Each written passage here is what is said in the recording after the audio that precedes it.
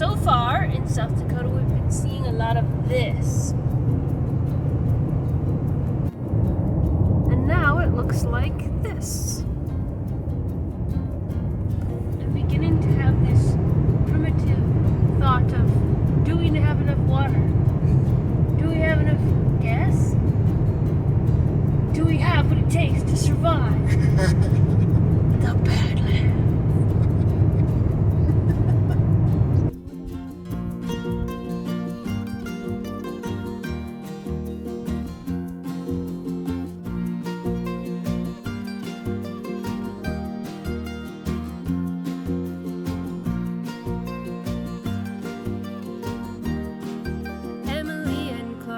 Adventure.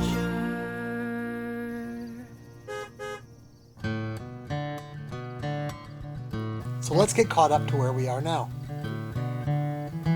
Since we crossed the border from Iowa, we decided we won't be paying for campgrounds anymore. We're self-contained, so we don't need power, we carry lots of water, and we can just go to places where we can enjoy the peace and quiet.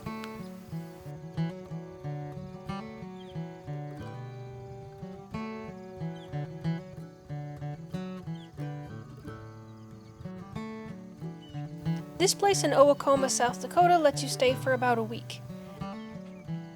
It's not too crowded. And during the day, a short walk leads you to a public park with toilets, picnic shelters, a playground, and a place to dump small amounts of trash. So we pretty much have everything we need with the solar panels and the battery and our own water. Today is a very windy day. But that gives way to a calmer evening. And the wildlife starts to come alive. Time to guess, what is that wildlife making that sound?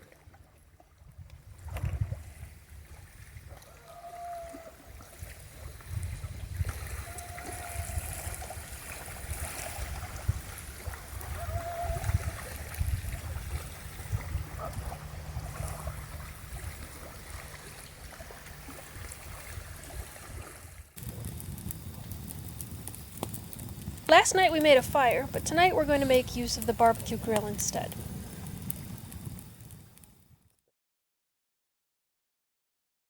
Let's try. Oh, and a seagull.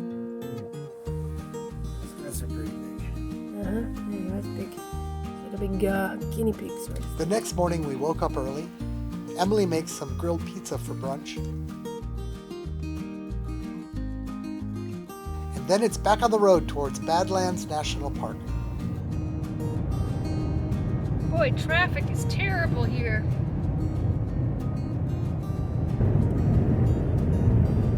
The land is so big and wide and vast, everything looks super tiny. Like it looks like a diorama or toy tractors, toy barns. Like this little, there's a farm out there. And it's just kind of like plopped in there. Like, okay, this part of the land is going to be yellow, this part is going to be brown, then there's going to be like a little oasis with trees around it, and a little blue pond, and that field over there is a different green, and that's where I'll stick the barn. It just looks like... Planned. Yeah. Well, yeah, it's planned. It just... very different. And the road is pink. And little bitty cow sprinkles on the tops.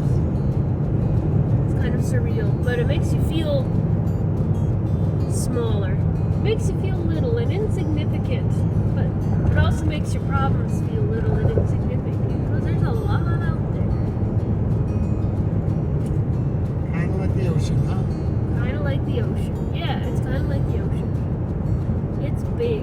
And also like the ocean, I'm beginning to have this primitive thought of, do we have enough water? Do we have enough gas? Do we have what it takes to survive? The Badlands. How are you doing driving in all this wind, Clark? Well, I certainly notice it. This isn't the biggest of trucks, and that is a big wind load on us. Yeah. Our gas mileage is not very good today. No, well, we've been going uphill over 1,000 feet already to the high plains, I guess you would call it, of the Dakotas. Anyway, it's just uphill the whole way. And this is a 10-speed transmission, and it's in 7th and 6th gear an awful lot. How are you feeling?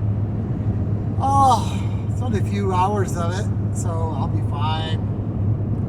It is a lot more work than it was up till now.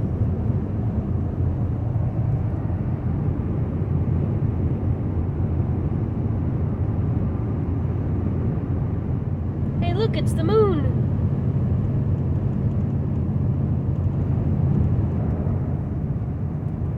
It's like quite a few campers out there already.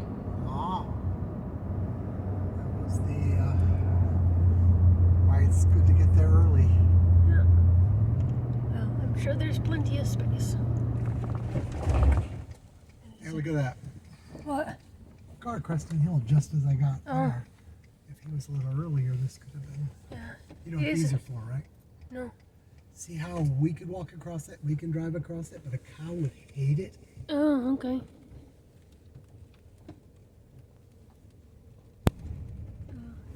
Right behind me, I got a trailer. There's a cliff right there. Holy moly. This could be one here, but a little bit further. It's a long way down if we drive over the edge.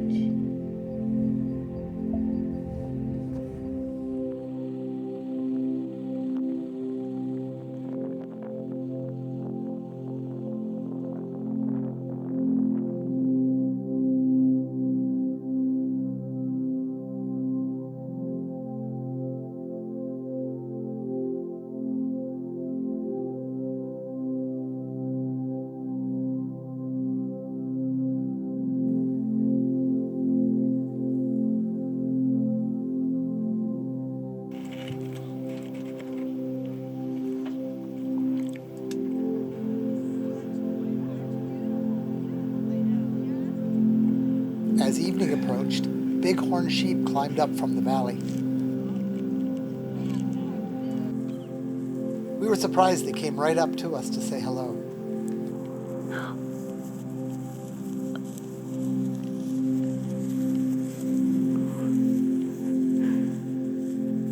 Holy smokes.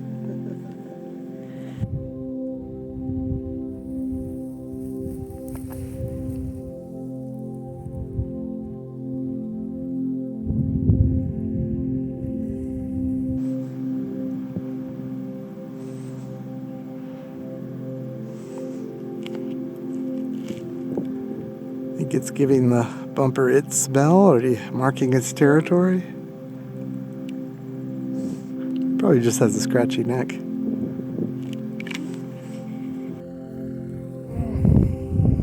Pretty cool, huh?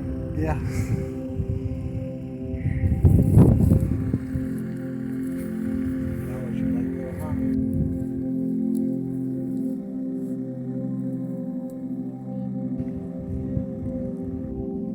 The day ended with dinner and a really awesome view.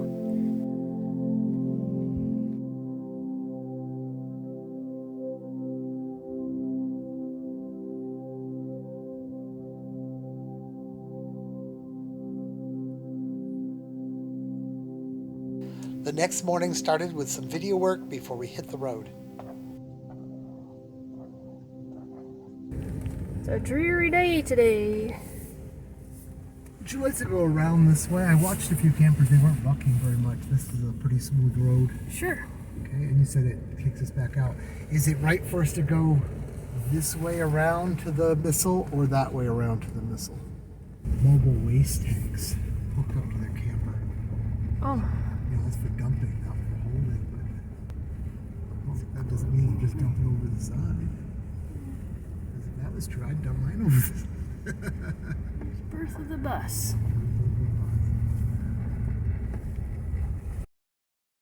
Today we're seeing like the official tourist views. Mm-hmm. It's a dreary cold day outside, so we figure we'll go inside first to the Minuteman National Historic Site. We visited the Minuteman Missile Visitor Center this morning because it was kind of cold and rainy, so it was a good thing to do inside. I learned a lot, actually. I was born sort of after all that was going on, so. Yeah. Yeah. Cuban Missile Crisis was a scary thing, but Yeah. I was very young then. But it's not exactly over, but it's a lot less than it was. About half of it is converted into a blast wave in air or a shock wave. There you go. All right, well, I'm glad I could sell you a cat. All right, bye. Annual pass. Yep. So we're gonna do more of these. $80. $80 for the year for a rolling 12 months, and you can get into all the national parks plus a bunch of other stuff too. So good spend, I think. Mm-hmm.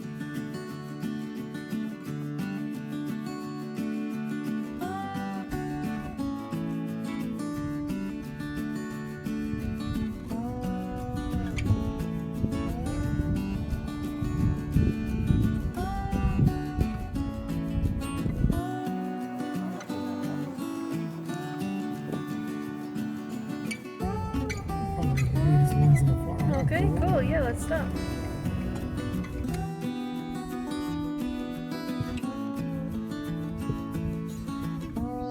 Badlands Park is organized into overviews along one central road. Each overview has some short, easy trails that take you to some amazing scenery. Each one is a bit different. Some are paved for easy access, and others are a bit more off the path.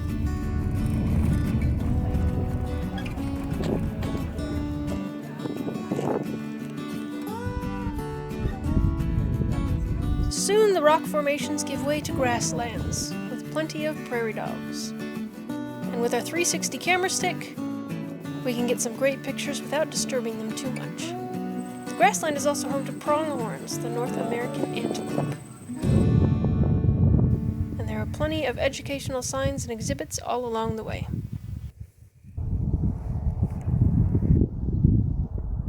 After a day of great sights, we're heading to a free, primitive campground inside the park called Sage Creek. We run into plenty of other wildlife along the way and spot our first coyote.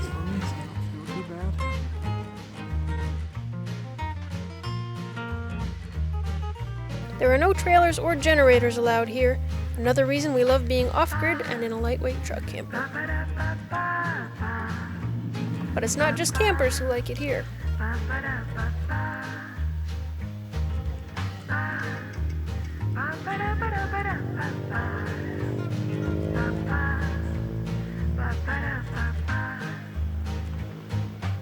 The next morning we head out.